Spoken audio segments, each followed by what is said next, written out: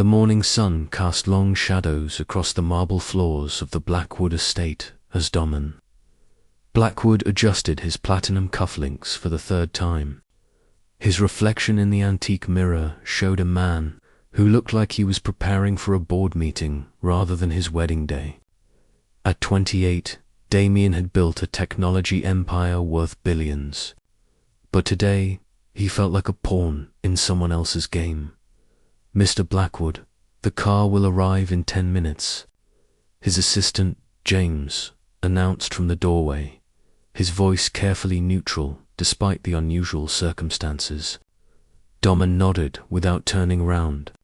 The black tuxedo fit him perfectly, tailored by the same Italian craftsman who had dressed his father and grandfather before him.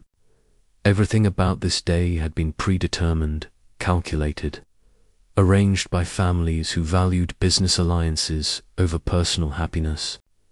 The merger between Blackwood Technologies and Rivera Industries would create the largest software development company on the West Coast.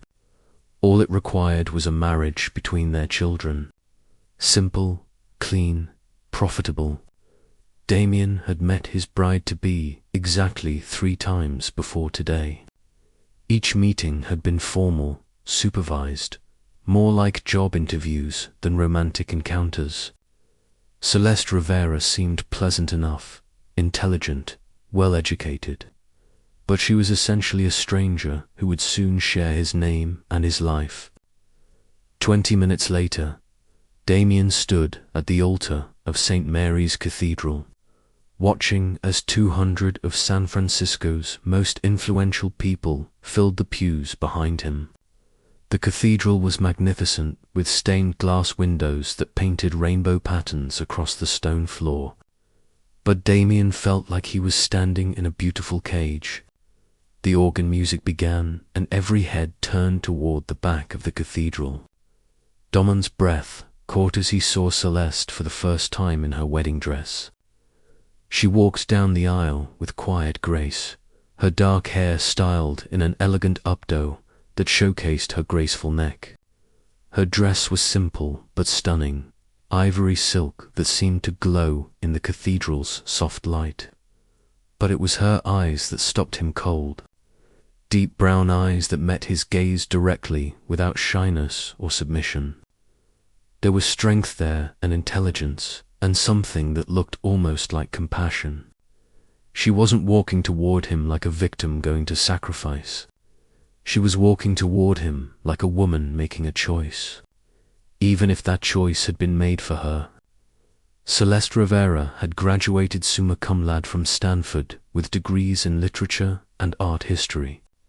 At 24, she spoke 4 languages fluently and had planned to pursue graduate studies in museum curation. Instead, she was walking down the aisle toward a man she barely knew because her family's company needed the financial security that only Blackwood Technologies could provide. And as she reached the altar, Damian extended his hand to help her up the steps. Her fingers were warm and steady in his, and for just a moment, their eyes met with something that might have been understanding. The ceremony proceeded with traditional vows that felt anything but traditional. When the priest asked if Damian would love, honor, and cherish Celeste for all the days of his life, his "I do" came out stronger than he had expected. When Celeste promised the same, her voice was clear and unwavering, carrying a conviction that surprised them both. The kiss that sealed their marriage was brief and formal, but Damian found himself noting the softness of her lips and the faint scent of jasmine in her hair. The reception was held at the Blackwood Mansion, a sprawling estate in Pacific Heights that overlooked the San Francisco Bay. Crystal chandeliers cast sparkling light over tables draped in white silk, and the city's elite mingled over champagne and carefully prepared conversation. Damian watched his new wife navigate the social landscape with remarkable skill. She spoke knowledgeably with tech executives about emerging markets, discussed art with museum directors, and charmed elderly society matrons with genuine interest in their stories. She was gracious without being subservient, intelligent without being intimidating.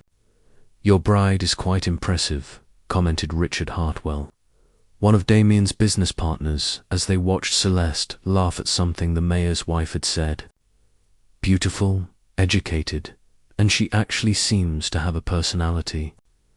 You could have done much worse in an arranged marriage."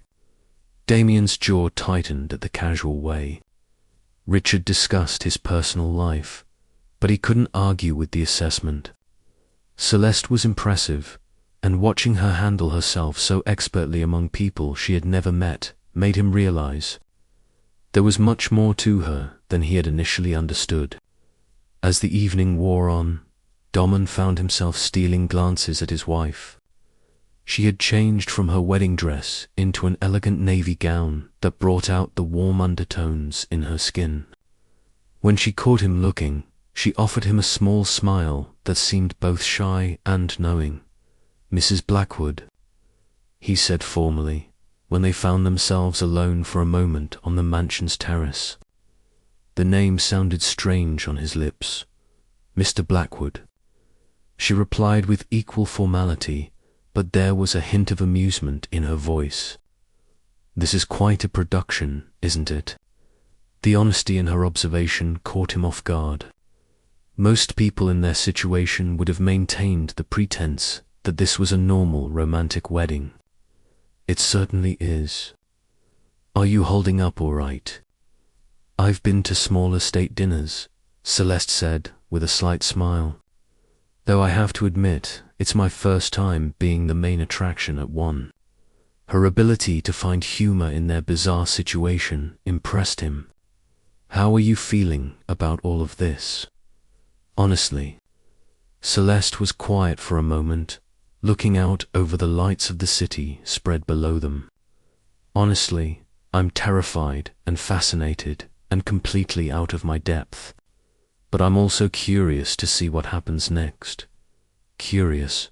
We're both intelligent people who've been thrust into an unusual situation. I think we have the power to make this into something meaningful.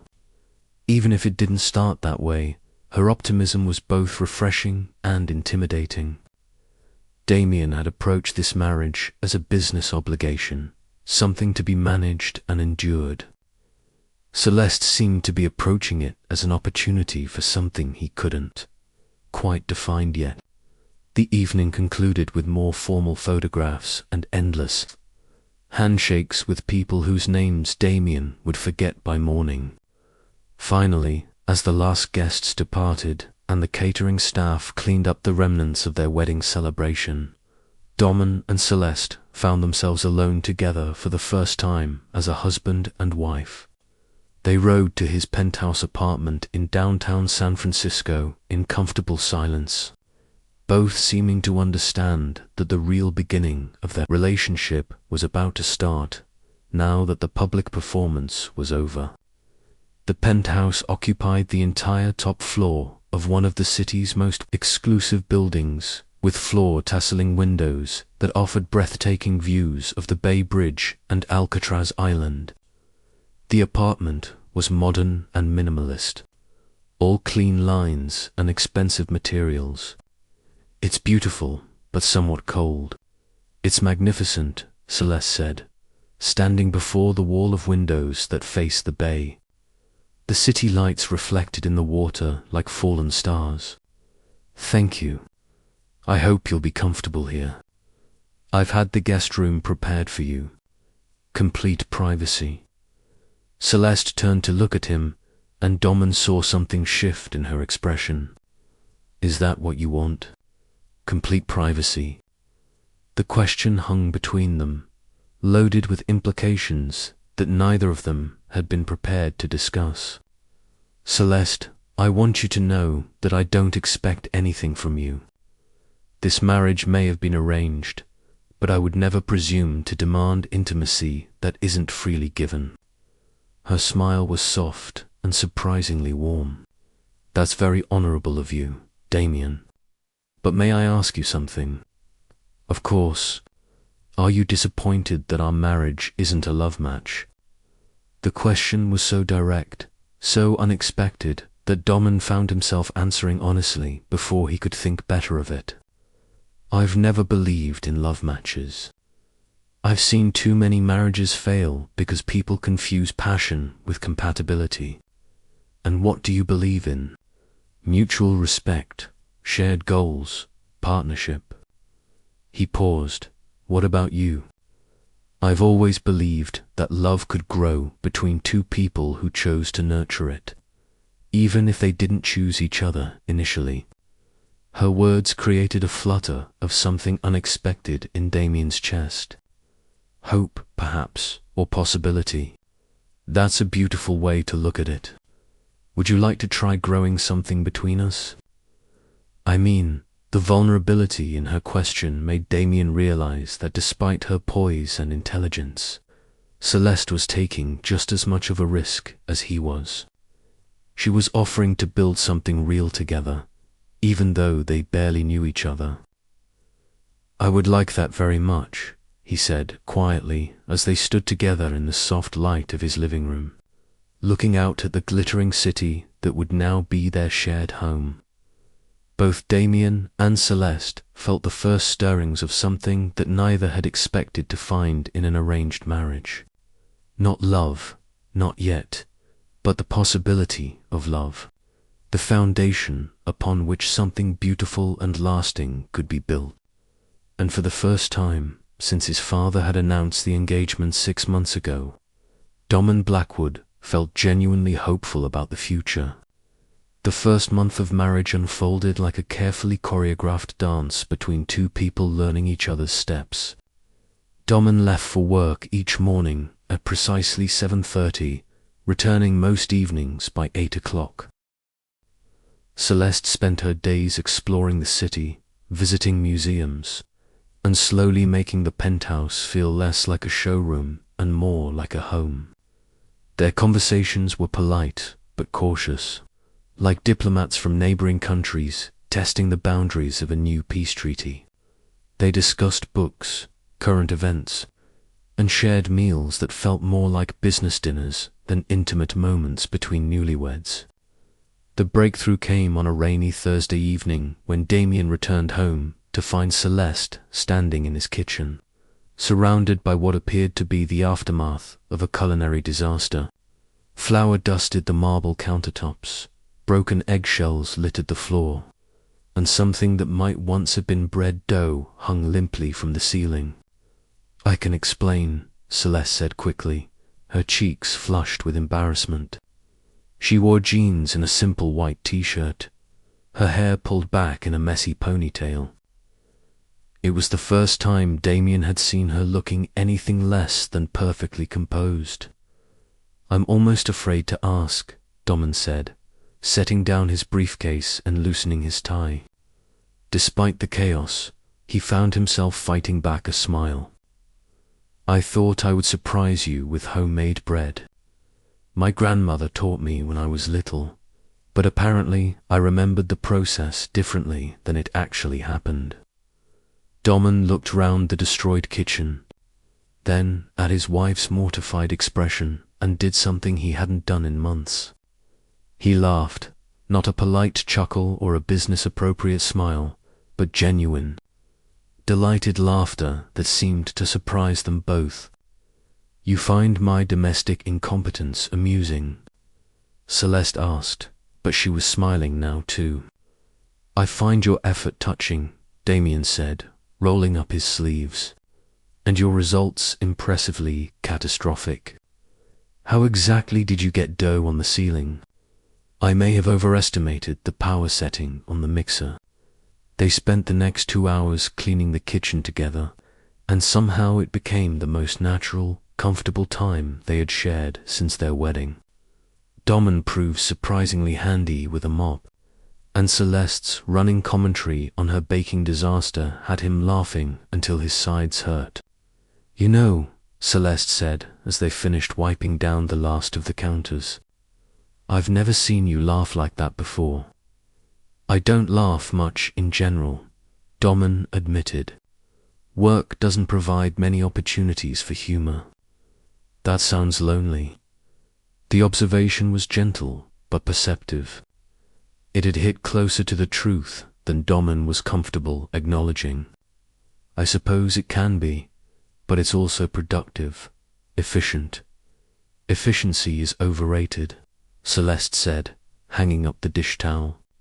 Some of the best things in life are wonderfully inefficient, such as cooking with someone you care about, even if you're terrible at it. Reading a book that makes you lose track of time. Having conversations that go nowhere but feel important anyway. As the weeks passed, those inefficient moments became the foundation of their relationship. Celeste introduced Damian to authors he had never heard of. Poets who wrote about love and loss and the complicated beauty of human connection. Damian shared his passion for technology, explaining complex algorithms in ways that made them sound like poetry. They established small rituals that belonged only to them. Morning coffee together before Damian left for work, during which they discussed everything from global politics to their favorite childhood memories. Evening walks along the waterfront, where the conversation flowed as easily as the tide. Celeste slowly transformed the sterile perfection of the penthouse into something warmer and more lived in. She filled empty bookshelves with novels and art books, added plants that brought life to the minimalist spaces, and hung photographs that captured moments of joy and beauty rather than expensive emptiness.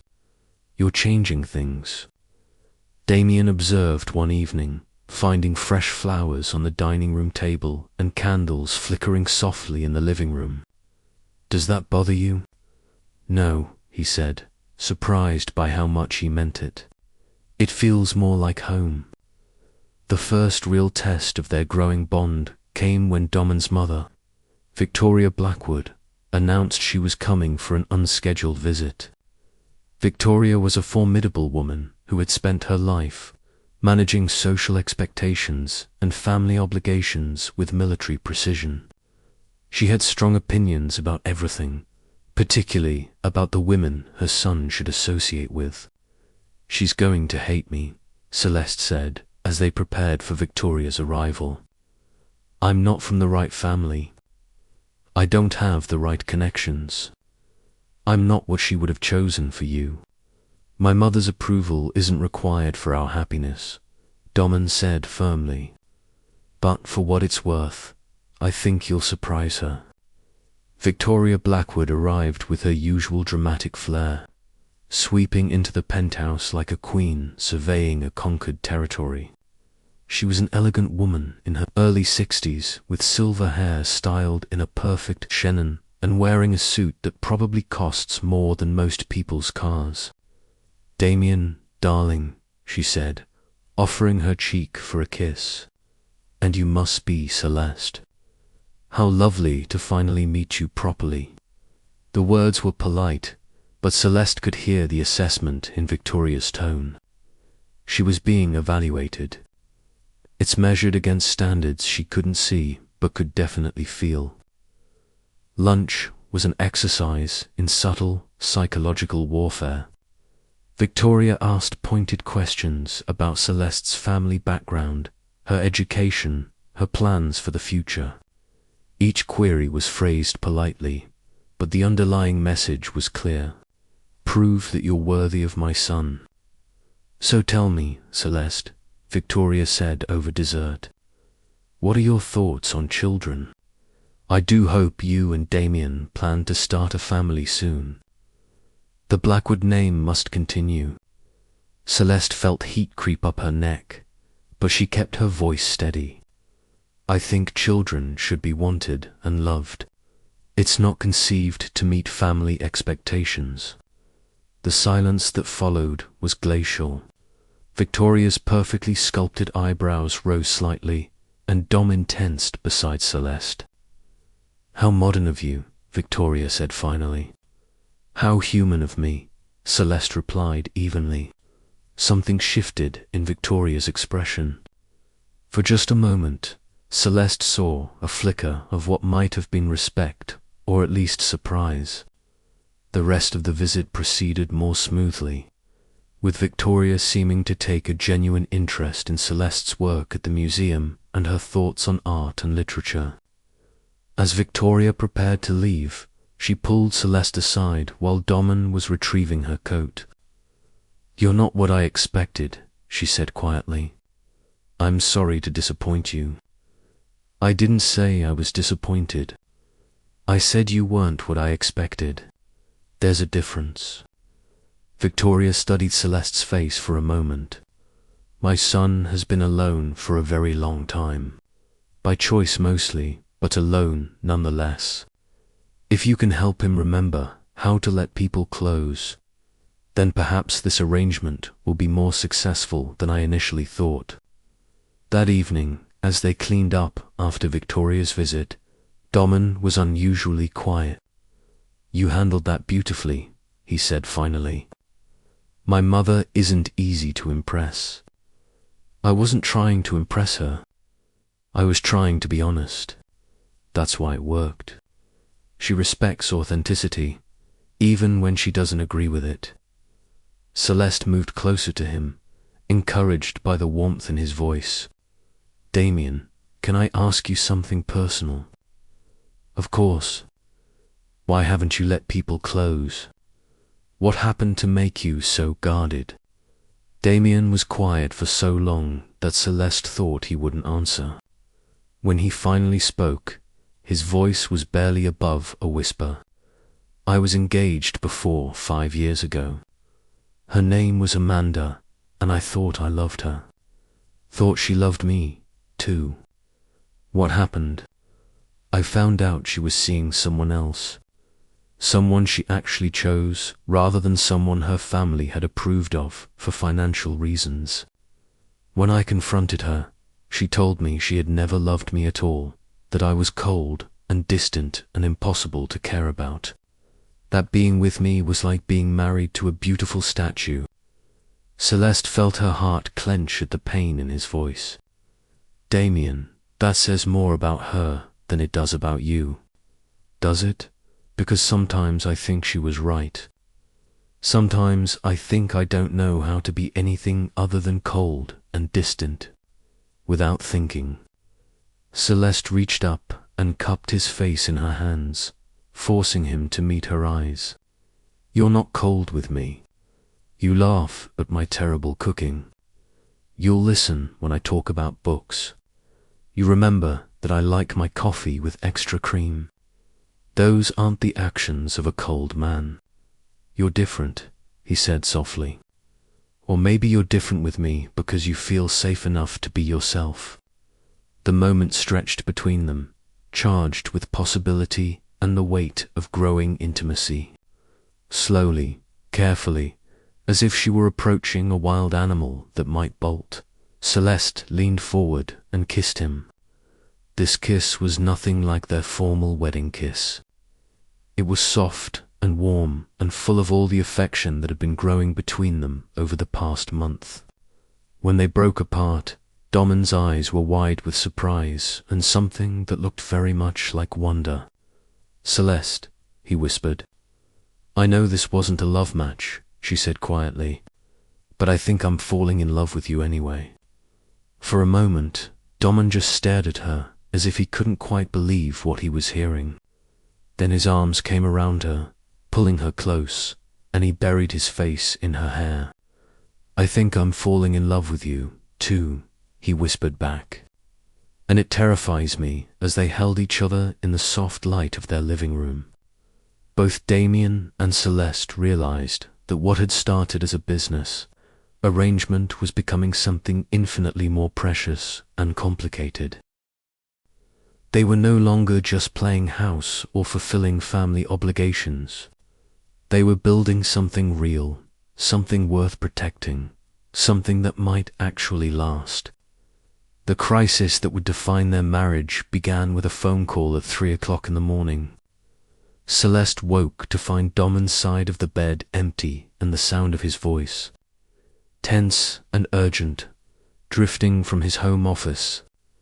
Over the past 3 months, they had grown comfortable sharing the same bed, finding peace in each other's presence, even when passion remained carefully restrained. "What do you mean the servers are down?" "All of them." Damian's voice carried a note of controlled panic that Celeste had never heard before. She found him at his desk, still in pajama pants and a t-shirt, his hair disheveled and his fingers flying across. Multiple keyboards, as screens full of code, cascaded around him like digital waterfalls. "How bad is it?" she asked softly, setting a cup of coffee beside him. "Bad. Someone launched a coordinated cyber attack against our entire network. They've locked us out of our own systems, and they're demanding $50 million in cryptocurrency to restore access." Celeste felt her stomach drop. She might not understand the technical details, but she understood the implications. "Can you get it back without paying?" "Maybe, but it could take weeks. We have contracts worth hundreds of millions that depend on our servers being operational. Every day we're down costs us millions in penalties and lost business." Over the next 72 hours, Celeste watched her husband transform into someone she barely recognized. The warm, gentle man who had been learning to laugh again disappeared, replaced by the cold, calculating businessman who had built an empire through sheer force of will. Damian worked around the clock, surviving on coffee and determination, coordinating with federal cybercrime units, private security firms, and his own team of engineers. He barely slept, rarely ate, and spoke to Celeste only in clipped, distracted sentences when she forced food and water on him. "You need to rest," she said. On the third night, finding him still hunched over his computers as dawn light began to creep through the windows. "I can't rest. Do you know what happens if we lose these contracts? Rivera Industries goes under. Your family loses everything. My employees lose their jobs. I lose everything my grandfather built." The raw desperation in his voice broke her heart. "Damian, you're going to make yourself sick. You can't solve this if you collapse from exhaustion." "Then what do you suggest?" he snapped, spinning around to face her with eyes that were bloodshot and wild. "Should I just give up? Pay the ransom and hope they actually restore our data? Trust criminals to keep their word?" Celeste had never seen him like this, stripped of his usual controlled composure and reduced to pure frantic energy. But instead of being frightened, she felt a surge of protective love that surprised her with its intensity. "I suggest you remember that. You're not alone anymore," she said quietly. "You have people who love you, people who believe in you, people who will support you no matter what happens. Love doesn't solve cyber attacks, Celeste. To know, but it gives you strength to face them." For a moment, something in Damian's expression softened. Then another alert chimed on his computer, and he turned back to his screens. Shutting her out once again, the breakthrough came from an unexpected source. James, Damian's assistant, discovered that one of their own employees had provided the attackers with inside information about their security protocols. The betrayal hit Damian like a physical blow to adding personal hurt to professional crisis. 12 years, he said numbly, staring at the evidence on his screen. Marcus worked for me for 12 years. I trusted him. I gave him stock options. I paid for his daughter's surgery. Why would he do it? Money? They offered him $2 million to help them get inside our systems. Damian's laugh was bitter. $2 million to destroy everything we've built. But Marcus' betrayal also provided the key to fighting back. His inside access had left digital fingerprints that Damian's team could follow, tracking the attackers back through layers of encrypted networks and false identities. It was painstaking work, requiring skills that pushed even Damian's considerable abilities to their limits. As the fourth day dawned, Celeste made a decision that would change everything between them. She called her father. "Papa, I need to ask you something, and I need you to trust me completely." Miguel Rivera had built his business on instinct and relationships, and he had always trusted his daughter's judgment completely. When Celeste explained what she needed, he didn't hesitate. "Mia, if you believe in him, then I believe in him. Tell me what you need." An hour later, Celeste walked into Damian's office with a phone in her hand. "My father wants to speak with you, Celeste." "I don't have time for social calls." "This isn't a social call. He's offering to cover the ransom payment from Rivera Industries' emergency reserves. He says the family honor is more important than the money." Damian stared at her in shock. "That's $50 million. That's more than your father's company is worth. He knows. He also knows that you would do the same for us." The gesture broke something loose in Damian's chest, some wall he had built around his heart to protect himself from disappointment and betrayal.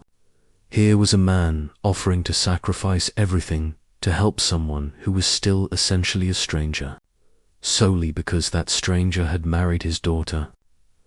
"I can't accept that," Damian said, his voice rough with emotion. "You're not accepting charity," Celeste said firmly. "You're accepting family support. There's a difference." That afternoon, two things happened simultaneously.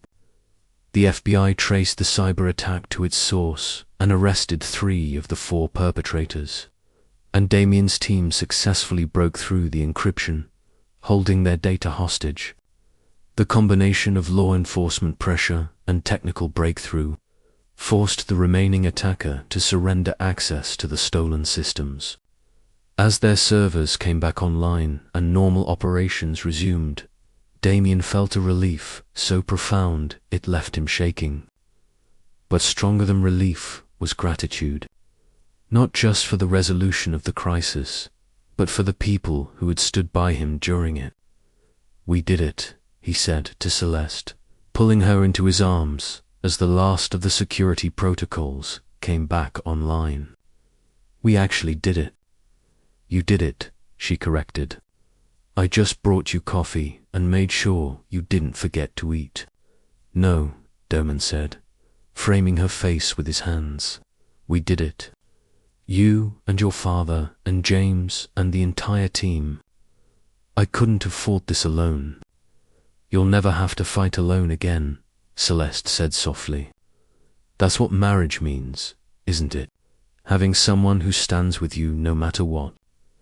That night, as they lay in bed together, Damian told Celeste about his childhood, about growing up with parents who loved him but struggled to show it, about the pressure of inheriting expectations along with wealth, about the loneliness of never being sure if people cared about him or just his money.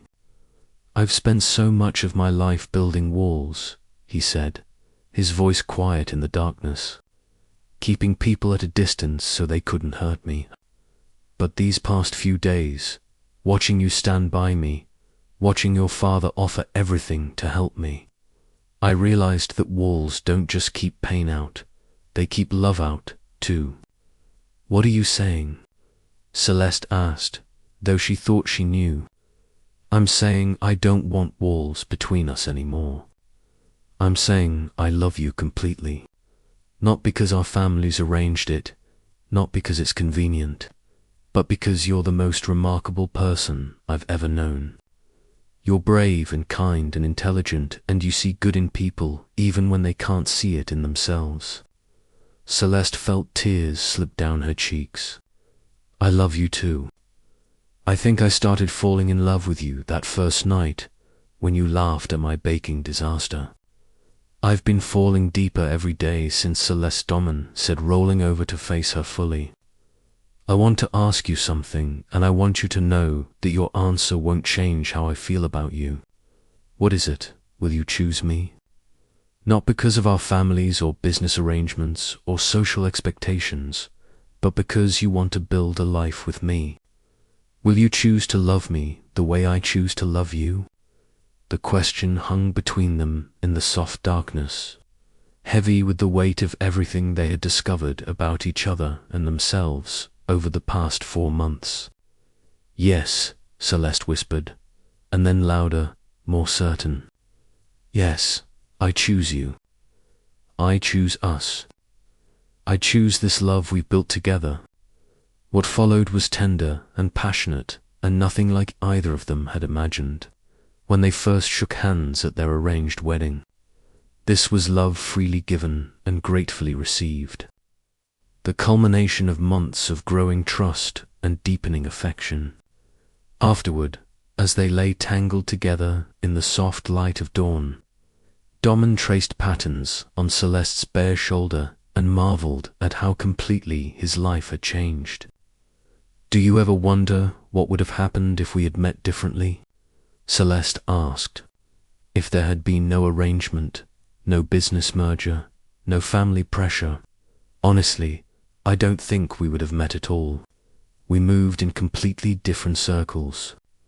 I was too closed off, too focused on work. You were too good for someone like me. That's not true. Maybe not now, but 6 months ago. I was exactly the cold, distant person Amanda accused me of being. You changed that. You taught me how to be warm, how to be open, how to love without fear. We changed each other, Celeste corrected. You taught me that I was stronger than I thought, that I could handle anything life threw at me as long as I had someone who believed.